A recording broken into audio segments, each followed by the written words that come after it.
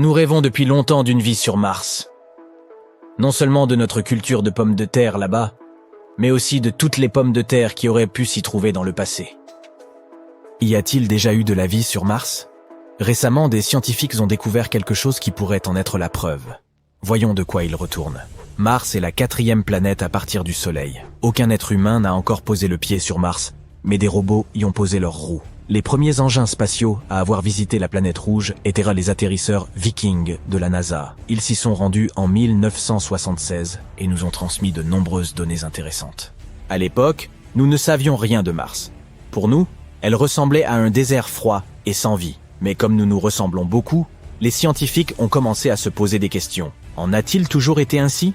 Ou est-il possible qu'autrefois Mars ait été prospère et pleine de vie? Et en 2022, le rover martien Perseverance de la NASA a trouvé quelque chose qui pourrait éclairer ce mystère. Mais tout d'abord, qu'est-ce que Perseverance? Selon les scientifiques, s'il y a déjà eu de la vie sur Mars, il est peu probable qu'elle ait pu disparaître sans laisser de traces. Elle a dû laisser des marques, peut-être sous terre, où elle serait protégée des caprices solaires radioactifs et autres nuisances. Il faut donc examiner les roches. Il est important de noter que nous ne recherchons pas de vie sur Mars pour l'instant. Il est fort probable qu'il n'y en ait pas. Nous voulons plutôt nous pencher sur le passé lointain de notre planète voisine. Nous parlons là de milliards d'années. Quand Mars était chaude, verte et loin d'être sans vie. En d'autres termes, nous devons retrouver des microbes morts et divers composés chimiques similaires à ceux de la Terre. C'est la mission de notre protagoniste, Perseverance. Elle est arrivée sur Mars en février 2021. La sonde s'est posée au fond du cratère G0, d'une largeur de 50 km. Et après l'atterrissage, elle s'est déplacée en direction de l'ouest, jusqu'à l'endroit qui a incité les scientifiques à choisir G0 pour leur relevé. Cet endroit est le delta d'une rivière asséchée. Et cet ancien fleuve a déjà plus de 3,5 milliards d'années. Le cratère G0 lui-même était autrefois un grand lac. Eh oui. Apparemment, il y avait de l'eau sur Mars, et les chercheurs suggèrent que ces endroits pourraient être les parfaits gardes du corps des microbes. C'est exactement ce que font les bactéries sur Terre. Elles se cachent, demeurent immobiles dans les profondeurs des lacs et des étangs. On pourrait donc probablement y retrouver des traces. Les chercheurs pensent que ce lac particulier présente la plus grande valeur scientifique de toute la mission. C'est ici, à G0, que l'on a le plus de chances de trouver des roches sur lesquelles de telles bactéries auraient pu un jour survivre. Perseverance s'est donc rendu dans le delta. La route n'aura pas été facile. Le véhicule s'est un peu planté et a atterri plus loin que prévu. Comme le disait Cooper dans Interstellar, cette petite manœuvre va nous coûter 51 ans. Heureusement, Perseverance n'en a pris qu'un. Et en chemin, il a pu explorer G0 d'un peu plus près. Ce rover utilise un outil intégré complexe pour explorer le monde qui l'entoure. Cet outil s'appelle le Scanning Habitable Environments with Raman and Luminescence for Organics and Chemicals. Ou tout simplement, Sherlock. La NASA raffole des acronymes. À mesure que l'appareil s'approchait du delta, le signal des molécules organiques s'intensifiait. Bientôt, ces signaux étaient omniprésents et, de surcroît, ils étaient les plus brillants jamais observés par les scientifiques. Qu'est-ce que cela signifiait? Élémentaire, mon cher Watson. Tu sais, Sherlock, il était temps de creuser. Depuis juillet 2021, Perseverance a foré et collecté 4 fines carottes de roches sédimentaires. Le nombre total de roches collectées est actuellement de 12.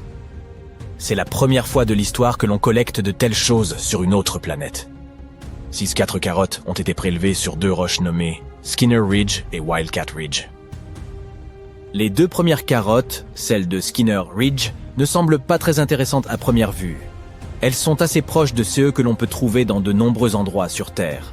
Cependant, si nous les regardons de plus près, nous verrons qu'elles sont parsemées de grains ronds faits d'un matériau sombre. 6 grains sombres pourraient avoir été déposés par une ancienne rivière, celle-là même qui se jetait dans l'ancien lac de G0. Il est possible que la rivière les ait apportés d'endroits situés à des centaines de kilomètres du cratère. Et ça, c'est plutôt cool, car si nous étudions ces carottes, nous pourrons en apprendre davantage sur les coins même les plus reculés de Mars. Enfin, il n'y a pas de coin sur Mars, mais tu vois le topo. Puis en avril 2022, Perseverance est parvenu dans le delta. Les scientifiques avaient enfin trouvé ceux qu'ils cherchaient. Et le moins que l'on puisse dire, c'est que cette découverte les a enthousiasmés. Ils ont foré 2 nouvelles carottes. qui contenaient des substances organiques. Cette pierre-ci a été prélevée à Wildcat Ridge.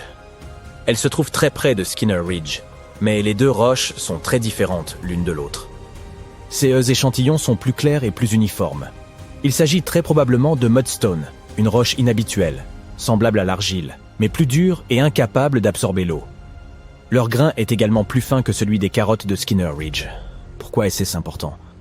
Parce que plus les grains de la pierre sont fins, plus il est probable qu'elles contiennent des traces d'une vie passée. Sur Terre, les pierres à grains fins reposent le plus souvent au fond des étangs et dans des endroits similaires. Elles peuvent y conserver les restes d'organismes morts et d'autres éléments similaires pendant des siècles. Et c'est exactement ce que nous avons retrouvé dans ces carottes. De plus, selon les scientifiques, il y avait plus de matière organique dans ces deux carottes que dans n'importe quel autre endroit étudié par Perseverance jusqu'à présent. Elle s'y est probablement accumulée pendant que le lac s'évaporait progressivement, il y a des milliards d'années. Il y a donc bien eu de la vie sur Mars. Bon, mais ralentissons un peu. Les substances organiques sont des molécules contenant du carbone. Et oui, sur Terre, elles sont le plus souvent associées à la vie. Mais pas toujours. Parfois, elles peuvent se former à la suite d'autres choses. On ne peut donc pas encore dire avec certitude s'il y a eu de la vie sur Mars. Nous ne savons pas si ces molécules sont réellement issues de microbes martiens ou si elles sont le résultat d'autres phénomènes. Mais cette découverte est tout de même très importante. Nous devons littéralement continuer à creuser dans cette direction. Pour en savoir plus sur cette matière organique, les scientifiques doivent prélever quelques échantillons supplémentaires de roches à grains fins. Il serait également intéressant d'étudier les matériaux qui se trouvent autour de ces anciens réservoirs. Perseverance s'est déjà déplacée vers une autre région, un endroit portant le doux nom d'Enchanted Lake. À présent, elle doit y chercher des choses similaires et elle continuera également d'étudier le lac G0.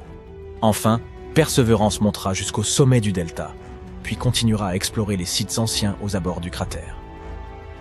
Quelque temps avant la fin de l'année 2022, Perseverance disposera probablement de 6 échantillons, ou plus de ces carottes martiennes. Malheureusement, ces outils, bien que complexes, sont assez limités, et ces données ne suffiront pas à elles seules à nous donner une image complète. C'est pourquoi la NASA prévoit d'envoyer d'autres engins spatiaux à G0 dans les années à venir. En collaboration avec l'Agence spatiale européenne, elle travaille sur la prochaine mission robotique, baptisée Mars Sample Return. Le nom parle de lui-même. Ces appareils arriveront et emporteront toutes les éprouvettes du vieux prospecteur Perseverance. Ensuite, ces échantillons seront livrés sur Terre, mais pas par la poste. Puis, les scientifiques pourront les analyser dans des laboratoires de pointe. Cependant, tout cela prendra beaucoup de temps. Le lancement de cette mission est prévu pour 2027, 2028, et ces vaisseaux spatiaux ne pourront pas revenir avant 2033. Mais si tout se déroule bien, ce seront les premiers échantillons de l'histoire livrés à la Terre depuis Mars. En d'autres termes, il y a encore matière à rechercher, littéralement. En effet, nous ne connaissons pas encore la véritable portée de ces découvertes. Mais c'est pour cela que la mission a été créée, n'est-ce pas? Et qui sait, peut-être que dans quelques années, nous découvrirons enfin la vérité sur ce qui s'est passé sur Mars il y a des milliards d'années. Oh, regarde, des Martiens!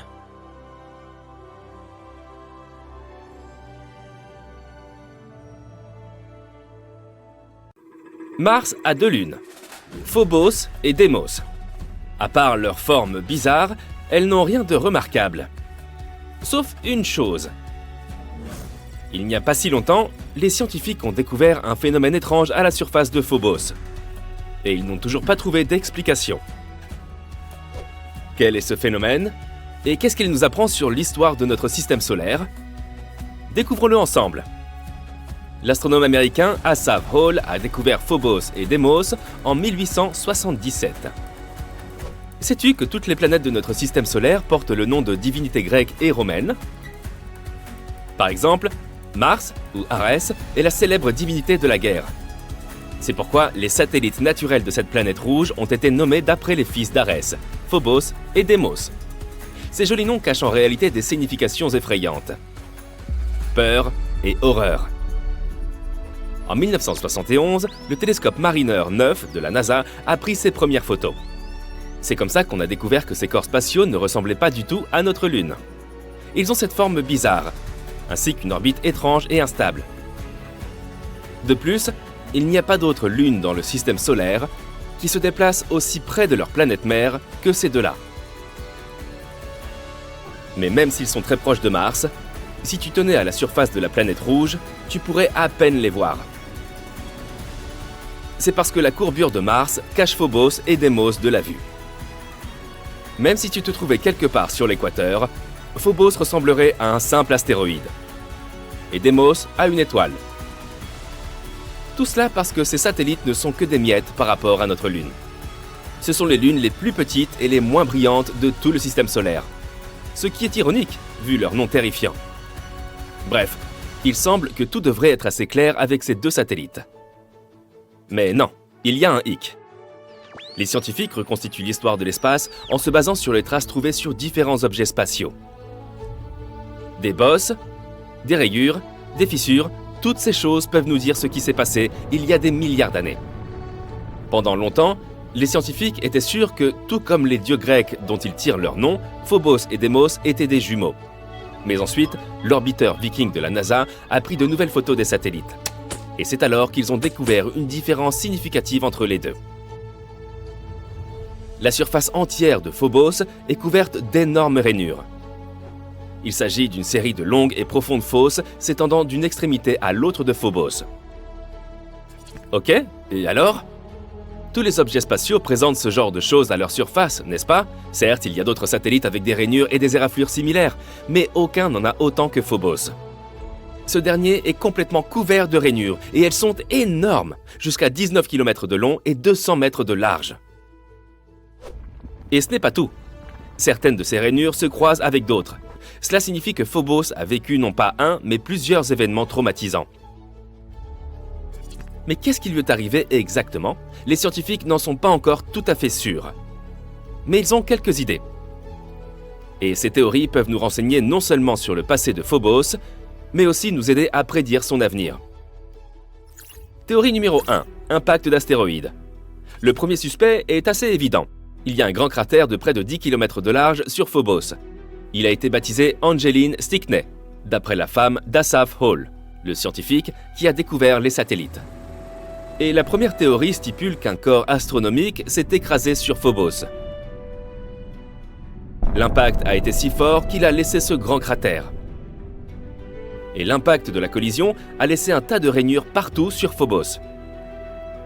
Cela semble logique au premier abord, mais les scientifiques ont remarqué une faille dans cette théorie. Ils ont découvert que ces rainures se sont en fait formées non pas à l'intérieur du cratère, mais à proximité de celui-ci. Ce n'est donc pas une collision qui les a créées. De plus, qu'en est-il de ces rainures qui se croisent avec d'autres ? S'agit-il simplement d'une grande coïncidence cosmique ? Les recherches se poursuivent. Théorie numéro 2. C'est à cause des débris spatiaux. Il y a bien une différence entre ces deux théories. Dans ce cas, les rainures ne sont pas une conséquence directe de la collision. Cela se passe plutôt de la façon suivante. Quelque chose s'est écrasé sur Phobos. L'impact a provoqué la projection d'un tas de roches dans l'espace. Certains d'entre eux ont été perdus dans l'univers pour toujours, mais d'autres étaient suffisamment petits pour retomber sur Phobos. En passant à côté de la Lune à un angle prononcé, ils ont pu s'y écraser, rebondir et ainsi de suite. Et comme la gravité de Phobos est très faible, peut-être qu'ils n'ont pas pu s'y coller. En d'autres termes, ces roches ont été continuellement tirées vers le satellite et repoussées de celui-ci pendant de très nombreuses années. Cette théorie explique les rainures qui se croisent. Les roches tombaient constamment à ces endroits. Cela semble assez plausible, mais il y a un autre problème. On ne voit pas de rochers sur Mars ou à la surface de ces lunes. Or, tous ces débris étaient censés être piégés par la gravité et rester quelque part dans l'orbite de la planète, ou tout simplement devenir une partie de Phobos. En d'autres termes, si cette théorie est vraie, on en aurait trouvé des preuves sous des couches de poussière. Mais cela ne s'est pas produit. Cette explication n'a donc plus satisfait les astronomes. Ils ont donc continué à chercher le coupable. Peut-être que les rainures n'ont rien à voir du tout avec le cratère Stickney.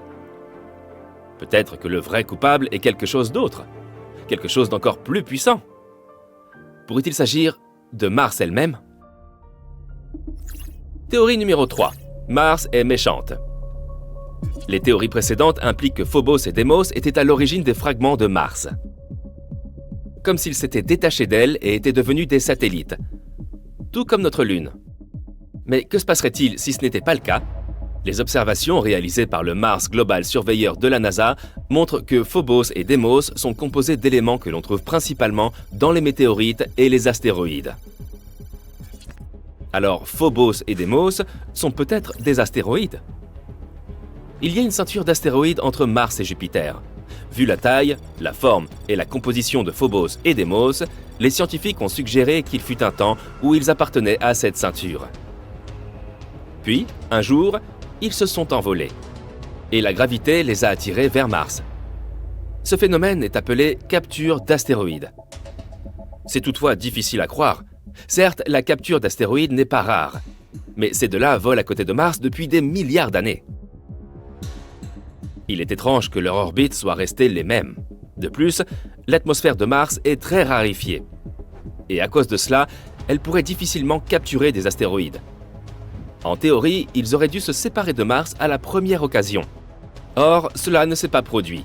Cela signifie que, d'une manière ou d'une autre, ils sont restés coincés. Et Mars a immédiatement commencé à les détruire. Dans cette version, Mars s'avère être très méchante. En étudiant le passé, on a trouvé des preuves de crimes futurs.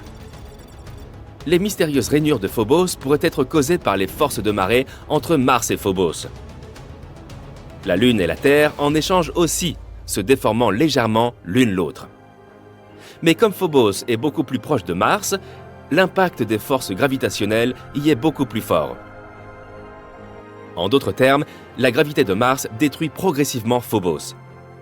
Tous les 100 ans, le satellite se rapproche de Mars de 1,8 cm.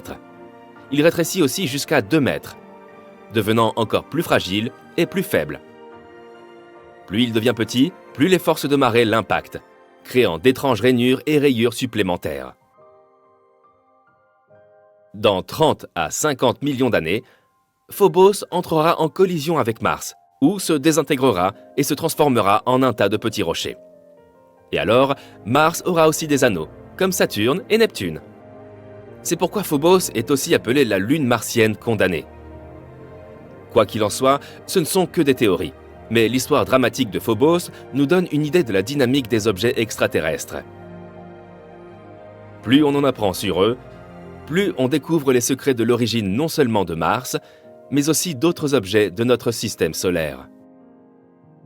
Et si un jour on en venait à vraiment coloniser Mars, l'étude de ces lunes pourrait nous être d'une grande aide. Espérons que la prochaine mission MMX révélera certains des secrets les plus passionnants que cachent les lunes de Mars. Ah, quelle belle famille cosmique. Voici Mars. Je parie que tu l'as déjà rencontré. Ces deux petits bonshommes sont Phobos et Deimos, les petites lunes de Mars. Mais il semble que Mars ne les traite pas comme il se doit. On pense que Phobos et Deimos sont des astéroïdes capturés.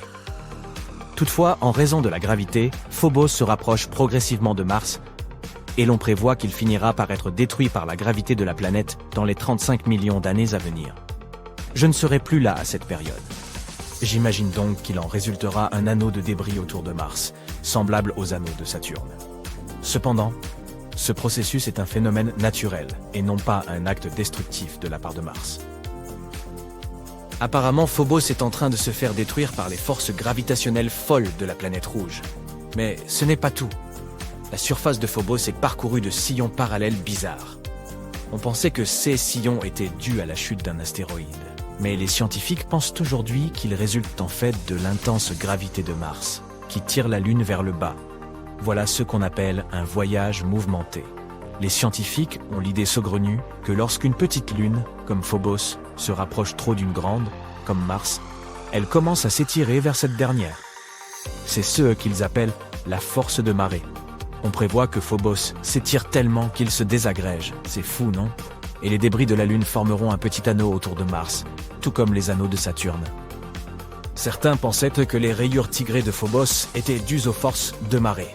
Mais cette théorie a été écartée parce que la Lune est trop duveteuse. Mais aujourd'hui, ces chercheurs de génie ont effectué des simulations informatiques et ont découvert qu'il y a probablement une coquille dure sous tout ce duvet qui pourrait créer des sillons à la surface. Mais ne t'inquiète pas, au rythme où va Phobos, il s'écrasera sur Mars dans environ 40 millions d'années. Mais si les forces de marée le déchirent déjà, il pourrait ne pas durer aussi longtemps. Cependant, nous aurons encore l'occasion d'en apprendre davantage sur Phobos.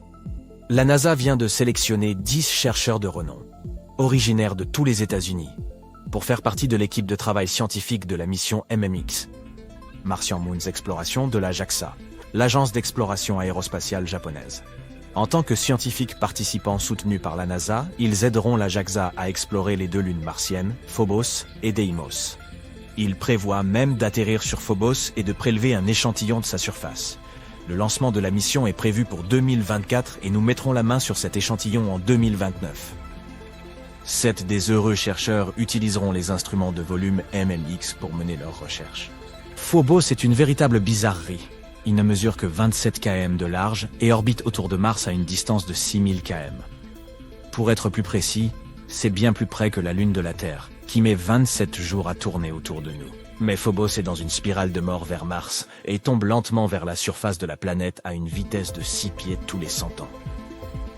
Mais il doit y avoir une raison pour que Mars agisse aussi méchamment, non? Et si c'était par simple vengeance? D'accord, imagine un peu. Mars s'occupe de ses affaires. Elle est chaude et humide comme une jeune Terre. Elle dispose d'un champ magnétique qui la protège des radiations cosmiques et maintient une atmosphère agréable et épaisse. La vie est belle. Mais voilà qu'au moins 20 astéroïdes, chacun de la taille d'un petit pays, viennent s'écraser sur Mars comme dans une gigantesque partie de whack-a-mole cosmique. L'un d'entre eux laisse même un cratère de près de 2000 miles de large. Imagine maintenant ce que doit ressentir Mars en ayant 2 astéroïdes pour lune, et sachant ce que d'autres astéroïdes ont fait à la planète rouge. Tous ces impacts sont comme un coup de poing massif dans les entrailles de Mars, et son champ magnétique, déjà faible, est frappé de plein fouet. Le noyau surchauffe et ne peut plus circuler correctement, ce qui signifie qu'il n'y a plus de champ magnétique pour protéger la planète. C'est comme si tu ne portais rien à une profondeur équivalente à celle de la fosse des Mariannes. Si c'était possible, tu serais sans défense. Et frigorifié, c'est en gros CE qui est arrivé à Mars. La pauvre planète se retrouve donc dans le froid, sans protection contre tous ces méchants rayons cosmiques. C'est comme sortir sans crème solaire, ce n'est pas une bonne idée. Mais au moins, nous pouvons apprendre des erreurs de Mars et faire en sorte que la Terre ne subisse pas le même sort. Peut-être devrions-nous commencer à investir dans une assurance contre les astéroïdes. Mais croyez-moi, la planète rouge n'est pas du tout méchante. En fait, elle est plutôt amicale. Alors que Mars semble être assez dur envers Phobos, il y a une chose qui pourrait prospérer avec son aide. Une équipe de scientifiques a trouvé le moyen de faire pousser du riz sur Mars. Oui, tu as bien entendu. Ils ont utilisé le MMS. Pas le moyen dépassé d'envoyer des photos, mais un sol spécial appelé Morave Mars Simulant. Il est censé imiter le sol martien. Mais voilà le hic. Le sol martien contient des sels de perchlorate qui peuvent être toxiques pour les plantes. L'équipe a donc cultivé 3 types de riz, un normal et 2 modifiés par des mutations génétiques qui les rendent plus aptes à gérer le stress comme la sécheresse ou la salinité. Et devine quoi? Les souches mutantes ont pu s'enraciner dans un sol contenant 1 gramme de perchlorate par kilogramme. Bravo à la Terre martienne. Mais attends un peu. Le riz cultivé dans le MMS n'a pas donné d'aussi bons résultats que celui cultivé dans du terreau ordinaire. L'équipe a donc décidé de mélanger un quart du terreau avec le simulant martien, et voilà. Les plantes ont commencé à mieux se développer. Ces scientifiques ne pensent pas seulement à nourrir les martiens. Ils veulent aussi voir si leurs découvertes peuvent aider à cultiver des plantes dans des endroits de la Terre où la salinité est élevée. Le projet a démarré lorsque 2 chercheurs se sont rencontrés autour d'un café et ont décidé d'essayer de faire pousser des plantes ensemble. C'est bien, non? Mais si l'on veut cultiver du riz sur Mars, il faut faire venir des quantités folles d'eau de la Terre, car il n'est pas facile d'étancher la soif de cette plante. Tu as raison, il faut environ 1700 litres d'eau pour faire pousser une livre de riz. Mais devine quoi? Des scientifiques ont récemment fait une annonce révolutionnaire lors de la Lunar and Planetary Science Conference au Texas. Ils ont trouvé un glacier relique près de l'équateur de Mars. C'est exact, il y a de la glace d'eau sur Mars, même près de l'équateur. C'est une grande nouvelle qui pourrait signifier qu'il y a encore plus de glace juste sous la surface. Il ne s'agit pas de n'importe quel glacier, mais d'un glacier relique dont la longueur est estimée à 6 km et la largeur à 4 km. c'est la taille d'une petite ville. Il présente toutes les caractéristiques d'un glacier, y compris les champs de crevasses et les bandes de moraines. Mais attention, il ne s'agit pas de glace, mais d'un dépôt de sel qui s'est formé sur le glacier tout en préservant sa forme. Comment ce dépôt de sel s'est-il formé ? Il se trouve que les matériaux volcaniques qui recouvrent la région pourraient y être pour quelque chose. Lorsque ces matériaux entrent en contact avec la glace d'eau, des sels de sulfate peuvent se former et s'accumuler pour former une couche dure et croûteuse. Au fil du temps, l'érosion a éliminé les matériaux volcaniques, exposant les sulfates et révélant les caractéristiques uniques du glacier. Ce glacier est jeune. Il date probablement de la période géologique amazonienne. Cela signifie qu'il y a eu de la glace à la surface de Mars dans un passé récent. Qui sait quels autres secrets glacés Mars cache ? Mais attends un peu, il y a encore des recherches à faire. Les scientifiques doivent déterminer s'il y a encore de la glace d'eau préservée sous le dépôt de sel ou si elle a entièrement disparu. Et s'il y a encore de la glace d'eau à faible profondeur près de l'équateur, cela pourrait avoir des implications majeures pour l'exploration humaine. Imagine que tu puisses extraire de l'eau du sol dans un endroit plus chaud. Cela changerait la donne. Voyons donc ce que ces scientifiques découvriront d'autre sur notre voisine rouge préférée. Peut-être qu'un jour, nous pourrons même visiter la statue du glacier de sel en personne. À la prochaine. Ouch! Les tempêtes de poussière sur Mars peuvent être vraiment dingues. Elles se précipitent sur l'hémisphère sud de la planète rouge, en particulier pendant l'été. Ces tempêtes peuvent grossir et englober de vastes étendues de la planète. Comme cela s'est produit en janvier 2022. À ce moment-là, une tempête de poussière a recouvert presque 2 fois la superficie des États-Unis. Est-ce que ça pourrait être ce qui a causé la disparition d'un des robots que nous avons envoyés sur Mars ? L'atmosphère et le climat sont durs sur Mars. Il s'agit principalement d'un désert avec des vents forts et des températures moyennes de moins 63 degrés Celsius. Elles descendent jusqu'à moins 140 degrés Celsius au pôle pendant l'hiver. Un atterrisseur martien doit être équipé de manière spécifique et être très robuste pour résister à ce genre de conditions. Mais les chercheurs pensaient que celui-ci serait capable d'effectuer le difficile voyage vers la planète rouge. Le 2 juin 2003, une équipe de chercheurs a préparé l'un des robots pionniers qu'ils s'apprêtaient à envoyer dans l'espace. Il s'agissait d'un petit atterrisseur compact nommé Beagle 2. Sa mission consistait à atterrir sur Mars et à rechercher ce que le monde entier cherchait depuis des décennies. De la vie sur la planète rouge. L'atterrissage était prévu le 25 décembre, mais le signal n'est jamais parvenu. L'équipe a essayé de contacter l'engin spatial, mais à un moment donné, ils ont dû accepter qu'ils ne seraient pas en mesure de le joindre. Certains ont estimé que l'atterrissage était finalement trop difficile et complexe, et que l'atterrisseur s'était probablement écrasé. Mais ils n'ont pas décelé d'erreur technique. D'autres ont émis une théorie selon laquelle le module aurait pu s'empêtrer dans son propre parachute et tomber à la surface de Mars. Dans tous les cas, le Beagle 2 a été porté disparu jusqu'en 2015, lorsque la NASA a pris des photos de ce qui pourrait être les restes du module perdu. Il ne s'agissait pas seulement de débris endommagés, les composants semblaient en fait intacts. Les restes de la sonde reposaient avec ses panneaux solaires, partiellement déployés à environ 5 km du site où elle était censée se poser. Apparemment, Beagle 2 a réussi à se poser, mais son antenne radio s'est retrouvée coincée. C'est pourquoi les chercheurs n'ont pas pu le contrôler depuis la Terre ou communiquer avec lui. Mais personne ne sait exactement pourquoi c'est arrivé. As-tu déjà entendu parler d'un visage sur Mars ? Dans les années 1970, l'un des orbiteurs de la NASA a pris les célèbres images de la surface martienne qui montraient une formation ressemblant à un visage, comme tu peux le voir dans la partie supérieure de l'image. Si tu fais preuve d'un peu d'imagination, tu peux facilement voir un nez, 2 yeux, une bouche et une coupe de cheveux originale. Certains ont même pensé qu'il s'agissait d'un monument construit sur la planète rouge par une autre civilisation. Et que penses-tu d'autres choses inhabituelles que les gens ont trouvées sur Mars, comme le cratère du visage heureux ? On peut facilement comprendre pourquoi il portait ce surnom. Ou encore des roches de formes différentes, une crêpe, un brachiosaure ou même un poisson. Mars possède aussi une île en forme de gaufre à sa surface. C'est un élément de 2 km de large que l'on peut voir dans une zone de coulée de lave. Cela pourrait être le résultat de la lave qui a poussé cette formation par le dessous. Il semble que les astronomes aient aussi reçu des images de dunes bleues. Il s'agit d'une mer de superbes dunes sombres que des vents violents ont sculptées en longues lignes. Elles entourent la calotte polaire nord de la planète et couvrent une région aussi grande que le Texas. Yeeha! La planète rouge est généralement connue pour ses dunes de sable brun. Alors celles-ci ont certainement été une véritable surprise. Mais en réalité, elles ne sont pas vraiment bleues.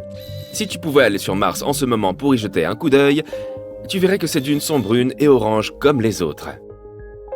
Et la photo est une image en fausse couleur.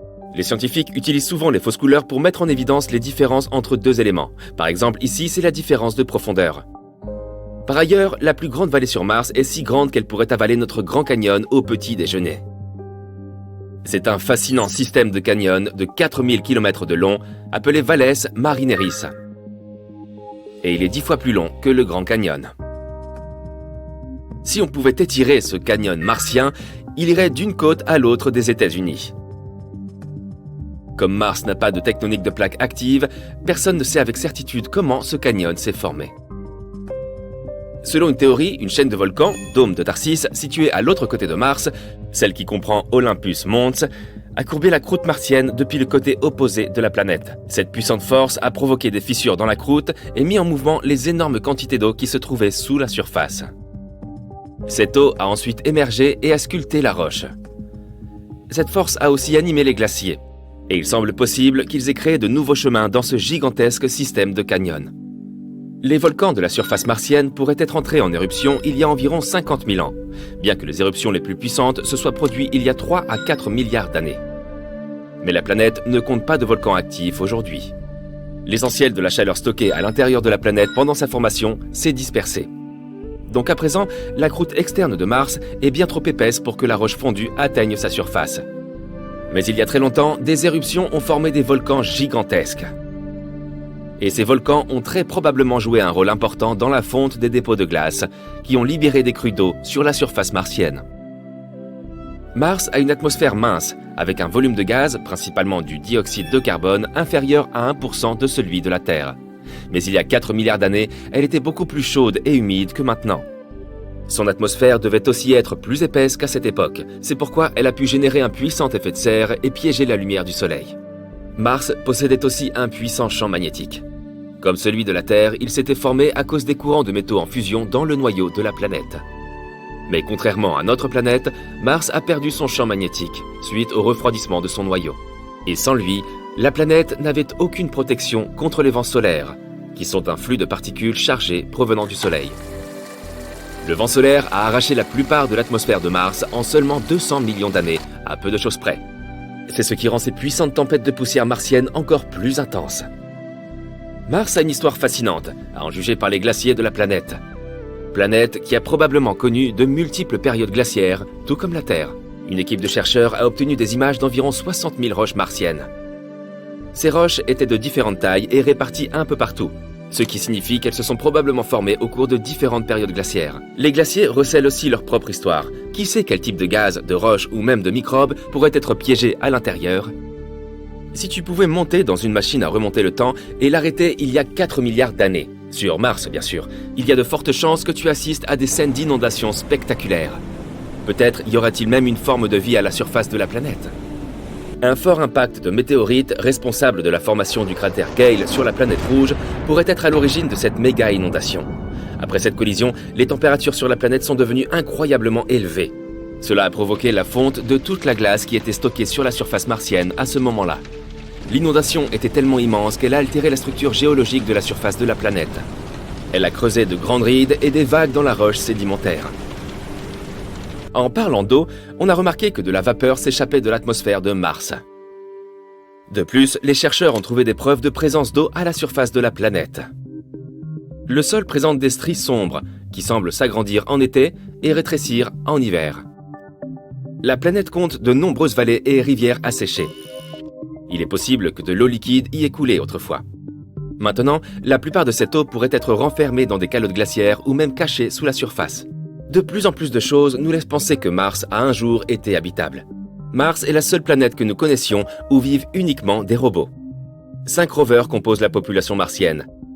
Il s'agit de Perseverance, Opportunity, Spirit, Sojourner et Curiosity. Ces robots sont là pour prendre des photos et prélever des échantillons de sol et d'air et peut-être même trouver de la vie sur la planète rouge. Et un jour, nous les retrouverons peut-être sur Mars. Qui sait?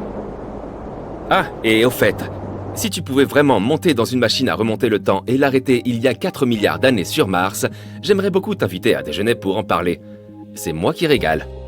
Imagine que tu t'embarques pour une expédition arctique unique en son genre, avec pour destination la côte est du cap Bathurst, dans les territoires du nord-ouest du Canada. Il paraît que cet endroit n'a pas son pareil sur la planète Terre. La destination finale est un lieu incroyable, connu sous le nom de Smoking Hills, ou collines fumantes en français. Ces roches striées de rouge brûlent sans cesse depuis des siècles. On y trouve des minéraux qui n'existent qu'en dehors de notre planète, sur Mars. Certains scientifiques pensent même que le site pourrait être un cas d'étude pour découvrir la vie sur la planète rouge. À bord du petit vaisseau de croisière, tu sors sur le pont et tu es témoin d'une scène inhabituelle à l'horizon. Tu vois des nuages de fumée se former près d'une colline en bord de mer. C'est comme si des centaines de personnes avaient allumé des feux de camp en même temps. Mais cette fumée n'est pas d'origine humaine, te dit ton guide. La plupart des gens pensent alors qu'il s'agit d'un volcan. Certaines personnes sur le pont suggèrent même qu'une éruption pourrait se produire d'un moment à l'autre, à en juger par son aspect. Ton guide rit, expliquant que c'est loin d'être le cas. Les volcans se trouvent généralement sur le bord des plaques tectoniques. C'est une faille de la croûte terrestre qui permet à la lave chaude et au gaz de s'échapper vers la surface. Or, les Smoking Hills sont une toute autre histoire. La fumée constante est causée par un phénomène naturel, mais tu vas tout apprendre à ce sujet au cours des prochains jours.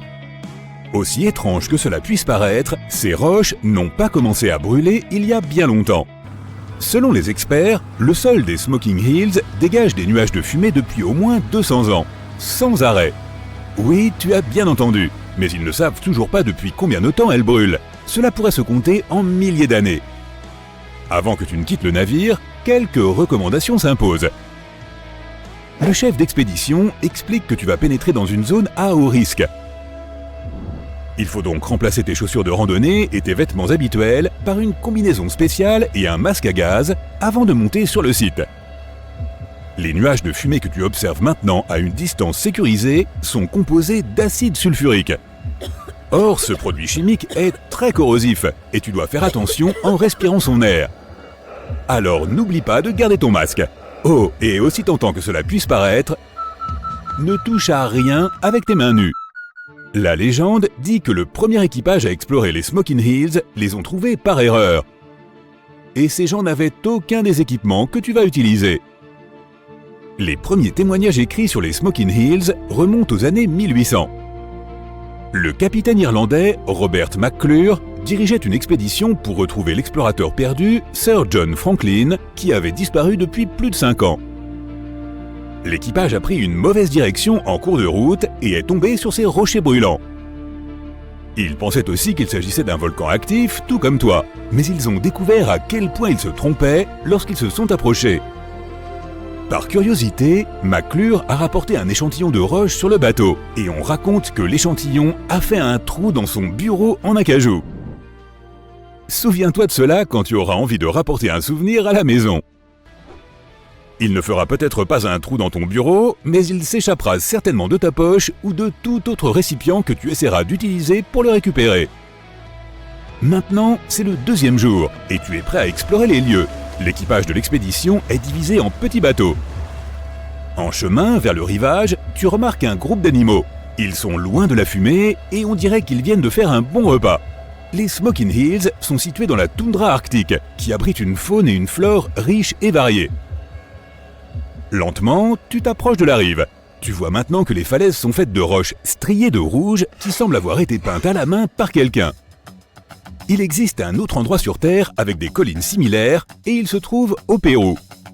Le site, surnommé Montagne Arc-en-Ciel ou Montagne aux 7 couleurs, est lié à un phénomène naturel fascinant. Les montagnes ont été formées par la sédimentation de différents minéraux. Alors que les Smoking Hills sont principalement rouges, les montagnes péruviennes ont des bandes de couleurs lavande, or, rouge et même turquoise. Lorsque tu quittes enfin le bateau au pied des Smoking Hills, tu commences ton ascension. Marcher est difficile avec tes bottes spéciales. Les semelles sont faites spécialement pour supporter des températures élevées, mais c'est vraiment difficile de garder l'équilibre. Avant même de t'en rendre compte, tu es au plus près des rochers brûlants. Ta première pensée est de partir de là aussi vite que possible. Les conditions pour la vie humaine sont extrêmes. C'est inhospitalier et tout indique que tu ne devrais pas rester longtemps ici. Mais tu es aussi extrêmement curieux.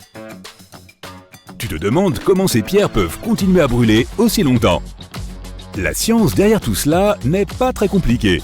Les roches que tu vois s'appellent des schistes. Il s'agit d'un type de roche sédimentaire formée par des minéraux argileux. Ton guide t'explique que le secret de la fumée se trouve au sol, qui est formé par le soufre et le charbon. Lorsqu'ils entrent en contact avec l'oxygène, ils s'enflamment spontanément, libérant la fumée que tu vois.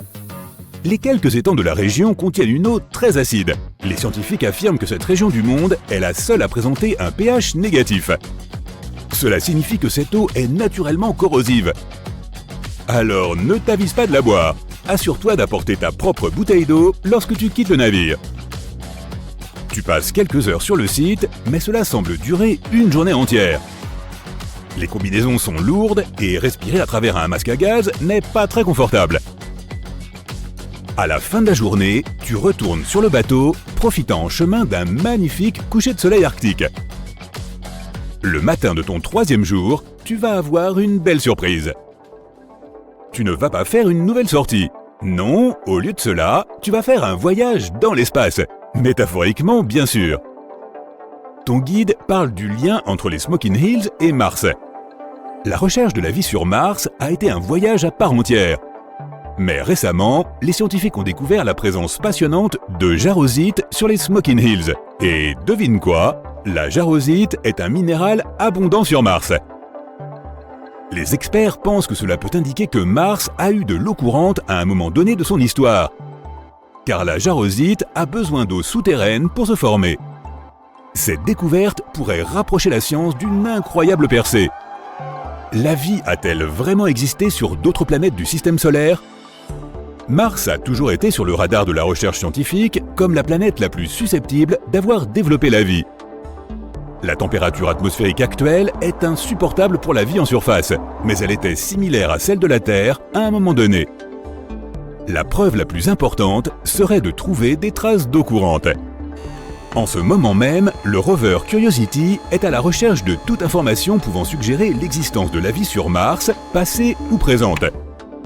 D'ailleurs, ce robot curieux explore la surface de la planète rouge depuis maintenant plus de 3566 jours. Si tu fais le calcul, cela fait 9 ans et 279 jours. Et au cas où tu te demanderais pourquoi nous sommes si impatients de trouver de la vie sur d'autres planètes, eh bien sache que selon la NASA, la recherche de la vie sur d'autres planètes peut nous aider à expliquer beaucoup de choses sur notre propre histoire. D'où nous venons et peut-être même où nous allons. Et qui aurait pu deviner que les scientifiques pourraient commencer à trouver des réponses à ces questions dans la toundra arctique? Excitant, n'est-ce pas? Maintenant, c'est le 4e jour à bord du navire, et l'expédition touche à sa fin.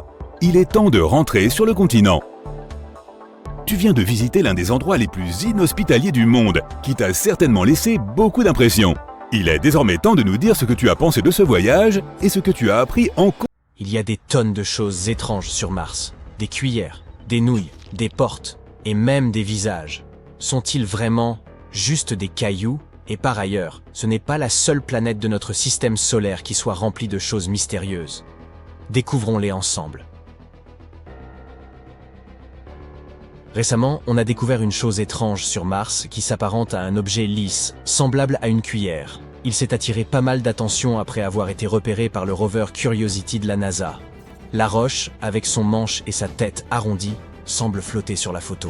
Les internautes demeurent perplexes quant à ce que cela pourrait bien être. Certains plaisantent en avançant qu'il s'agirait d'une quille de bowling martienne, ou même d'un chausse-pied laissé par une civilisation extraterrestre. Mais Andrew Good, le porte-parole de la NASA, dit que ce n'est rien de si excitant. Il semblerait que ce ne soit qu'un rocher façonné par le vent au cours d'une longue période. Ce type de roche aux formes étranges est commun sur la planète Mars. On les appelle des ventifacts. Un ventifact est une roche qui peut être gravée, creusée ou lissée par les minuscules particules charriées par le vent. On trouve généralement ces types de roches dans des endroits secs où il n'y a pas beaucoup d'arbres ou de végétation pour arrêter les courants aériens et où beaucoup de sable est emporté.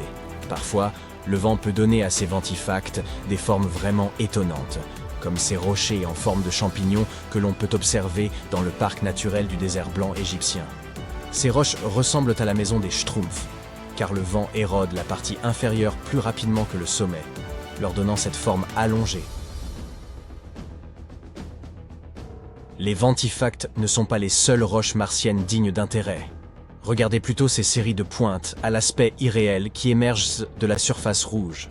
Le rover Curiosity les a découvertes lors de l'exploration du cratère Gale sur Mars. Elles ont rapidement captivé l'attention de tout le monde. Ces structures torsadées, semblables à des pointes, ressemblaient à une porte vers un autre monde. Même l'Institut SETI, une organisation consacrée à la recherche de vie extraterrestre, a bien été forcé d'admettre à quel point cette roche était stylée. Mais en réalité, ce ne sont que des cheminées de faits. Ces pointes hautes et effilées se manifestent lorsqu'une roche dure se trouve au-dessus de couches plus tendres. Il est probable que ces pics martiens ne soient d'autre que le remblai d'anciennes fractures dans la roche sédimentaire, et dont les matériaux plus tendres se sont érodés au fil du temps. On compte également de nombreuses cheminées de faits sur Terre. On les appelle également pyramides, ou demoiselles coiffées. On peut en trouver dans des régions telles que Bryce Canyon, en Utah, ou même dans les Hautes-Alpes. La NASA s'intéresse à ces structures étranges, car elles pourraient nous aider à en apprendre davantage sur l'histoire du cratère Gale. On a aussi aperçu un rocher qui ressemblait à un beignet à la confiture. Il a été baptisé Pinnacle Island après avoir été repéré par les caméras de la NASA. Néanmoins, seulement 4 jours auparavant, il était introuvable. Alors, comment est-il magiquement apparu? Eh bien, sans la moindre surprise, il a simplement été délogé par l'une des roues du rover Opportunity pendant qu'il traversait le terrain.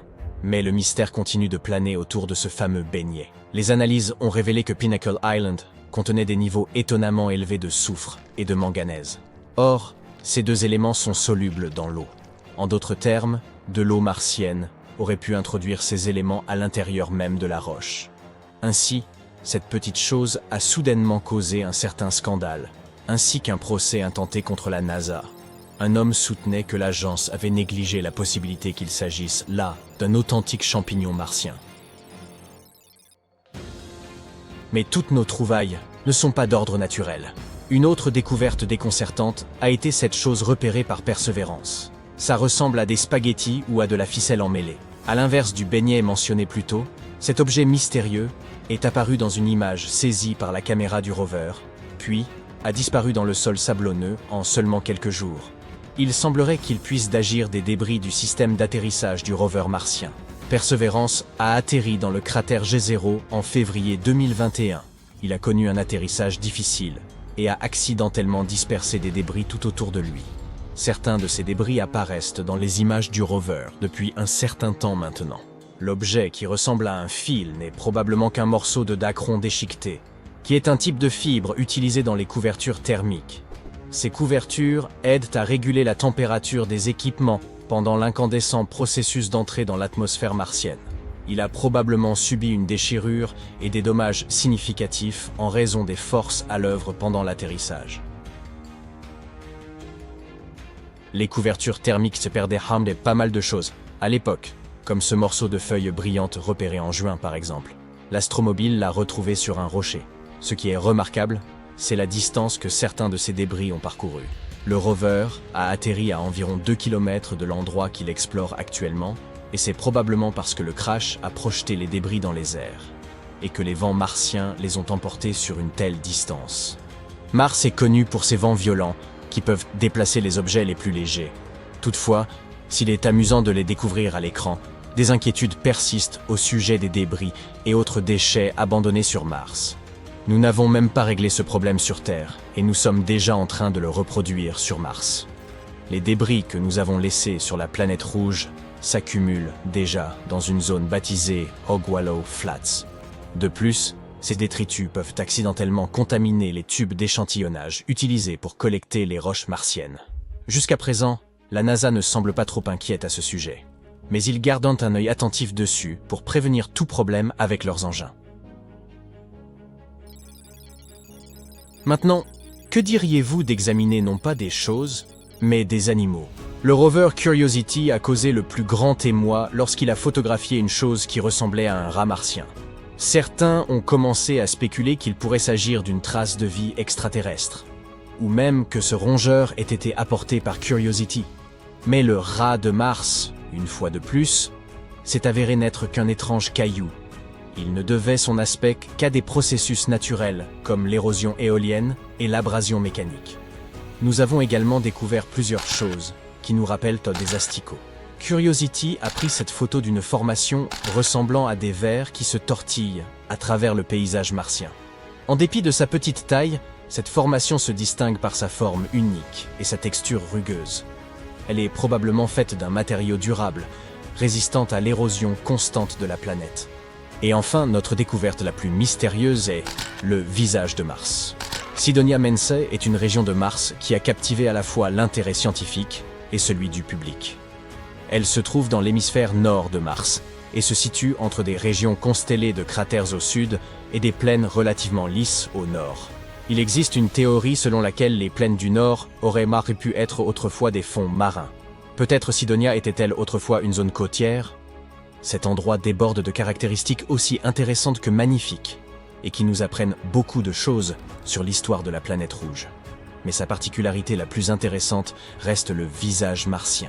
Cette chose a suscité la plus grande attention depuis qu'elle a été repérée par l'orbiteur Viking 1 en 1976. Certains croyaient que c'était la trace d'une civilisation martienne depuis longtemps disparue. Au début, la NASA l'a rejeté comme n'étant qu'un jeu d'ombres et de lumière. Mais après quelques analyses, il s'est avéré que c'était, encore un rocher. Nous avons également vu un visage d'ours, capturé par la caméra High Resolution Imaging Science Experiment. Dans cette image, on peut observer une faille suivant un motif circulaire, et qui ressemble à la tête d'un ours, avec deux petits cratères formant les yeux et une aspérité en forme de V qui en compose la truffe. Cette tête s'est probablement formée parce que quelque chose de lourd s'est retrouvé sur un ancien trou dans le sol. Celui-ci était rempli soit de lave, soit de boue.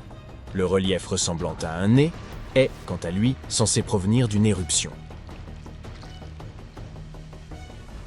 Mais pourquoi continuons-nous de voir ces choses étranges sur Mars? Parfois, notre cerveau peut nous leurrer et nous laisser voir des choses telles que des visages ou des objets dans les rochers et la nature. Mais tout cela n'est qu'une illusion, appelée pareidolie. La pareidolie est un phénomène psychologique.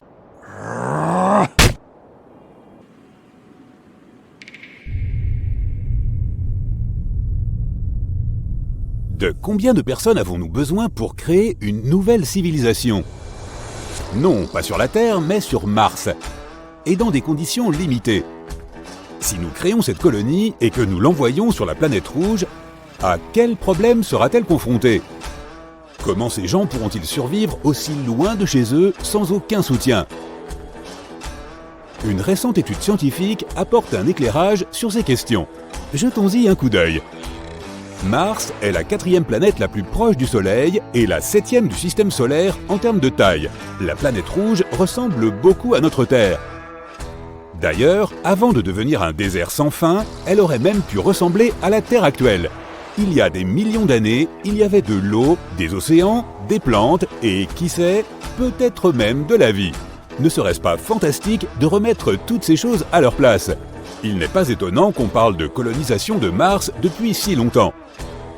Aujourd'hui, la société SpaceX affirme que son projet de vaisseau interplanétaire pourrait acheminer 100 personnes sur Mars.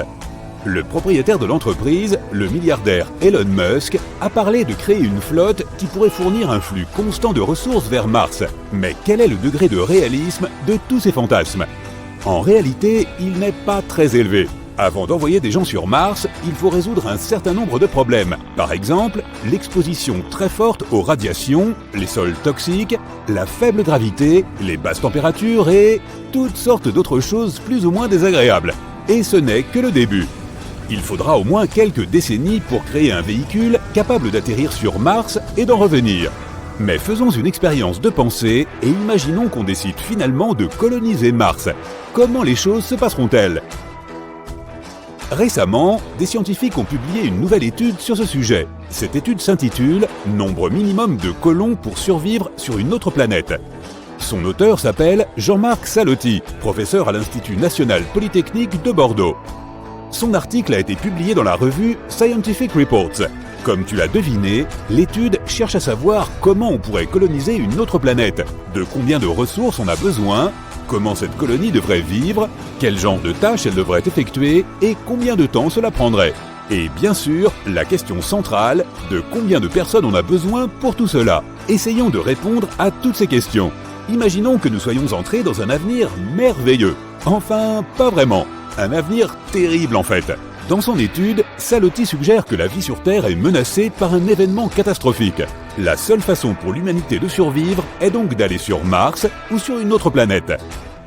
Dans ce scénario imaginaire, malheureusement, l'approvisionnement en provenance de la Terre a été interrompu.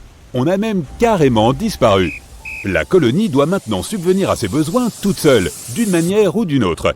C'est là qu'on rencontre déjà un certain nombre de problèmes. Par exemple, on ne sait pas si les habitants de la colonie travailleront bien ensemble.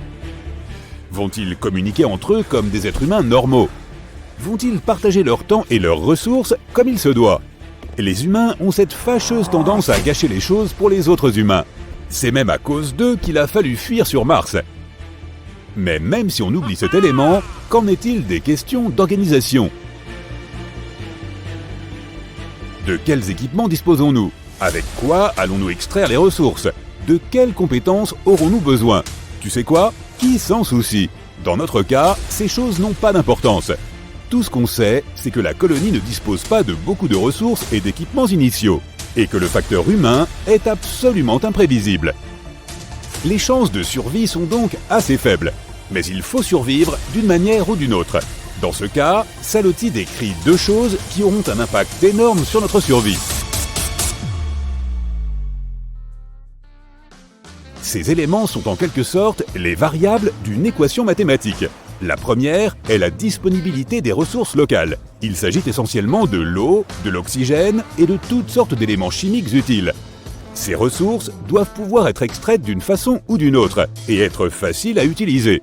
Heureusement, on ne part pas de zéro. On en sait déjà beaucoup sur Mars. Quelles sont les ressources qui s'y trouvent? Comment peut-on les utiliser pour le maintien de la vie, l'agriculture et la production industrielle? La colonie a de la chance, car tout cela a été étudié lors de divers séminaires et publié dans des rapports et des livres au cours des dernières années. Grâce à cela, on sait ce qui sera disponible pour notre colonie. Par exemple, on sait que des gaz peuvent être extraits de l'atmosphère et des minéraux du sol. Sur Mars, on pourrait avoir du fer, du verre et même des composés organiques. Le problème le plus important est la durée de vie de l'équipement avec lequel nos nouveaux martiens commencent. Ils devront obtenir autant de matériaux que possible avant que les outils ne se cassent. Les maintenir en bon état sera presque la tâche la plus importante. Le deuxième facteur est la capacité de production, ou la vitesse de travail. On a une liste précise de choses à faire. Fabriquer des outils, par exemple, et tout ça doit être fait en quantité suffisante dans les délais impartis. Selon Salotti, l'élément le plus important sera ce qu'on appelle le facteur de partage. Imagine une personne qui tente de survivre sur Mars. Elle devra accomplir toutes les tâches par elle-même. Elle devra trouver ou construire son propre système d'approvisionnement en eau potable, en oxygène et en électricité. On a eu un aperçu de ce que ça peut donner dans le film Seul sur Mars. Ça n'a pas été facile. Il n'y a jamais assez de temps et c'est trop difficile à gérer pour une seule personne. À moins d'être Matt Damon, bien sûr. C'est pourquoi on a besoin d'une colonie assez importante, ce qui permet de répartir les tâches de manière significative. Chaque personne dépense moins d'efforts, se fatigue moins, et par conséquent, l'efficacité et la rapidité du travail augmentent. C'est là que le facteur de partage entre en jeu. Il ne nous reste plus qu'à calculer ce nombre de personnes. Si par exemple, on cherche à construire quelque chose, de combien de personnes a-t-on besoin pour le faire rapidement et efficacement? Comment peut-on optimiser le travail autant que possible? Cela dépend des besoins de ces personnes, des ressources disponibles, de facteurs aléatoires comme la météo, etc. Mais en général, ce nombre peut être estimé et calculé à l'aide de certaines fonctions mathématiques. Salotti décrit ces fonctions plus en détail dans son article. Tu peux le lire si ça t'intéresse. Mais pour résumer, il décrit 5 domaines qui doivent être pris en compte lors du calcul de ce nombre. Ces domaines sont les suivants: la gestion des écosystèmes, la production d'énergie, l'industrie, les bâtiments et le facteur humain. Le facteur humain comprend des éléments tels que l'éducation des enfants, les sports, les jeux, la musique, etc. En fin de compte, tout se résume à deux choses, le temps dont on dispose et la qualité de la collaboration entre les membres de la colonie. Mais alors, quel est le résultat de tous ces calculs ? En fin de compte, Salotti a découvert qu'il faudrait au moins 110 personnes pour survivre sur Mars. C'est le nombre minimal nécessaire pour créer une civilisation autosuffisante. Et il est préférable de ne pas emmener trop de monde non plus. Plus nous serons nombreux à bord du vaisseau spatial, plus il sera difficile de prédire les résultats. Après tout, comme on l'a déjà mentionné, les humains gâchent toujours les choses pour les autres humains. C'est pourquoi il est préférable de s'en tenir à environ 110 personnes. Bien sûr, il s'agit d'une estimation, et il existe un grand nombre d'hypothèses et d'incertitudes. Mais ce chiffre est déjà très utile. Les scientifiques savent désormais quel est le nombre minimum d'habitants pour la colonisation d'une autre planète. C'est une mission très complexe, et il nous faudra beaucoup de temps pour la mener à bien. Il est très peu probable que nous nous envolions vers Mars dans un avenir proche. Cela pourrait prendre plusieurs décennies, voire un siècle. Par conséquent, la meilleure solution serait de faire de notre mieux pour sauver notre Terre jusqu'à ce que nous puissions commencer à conquérir d'autres planètes.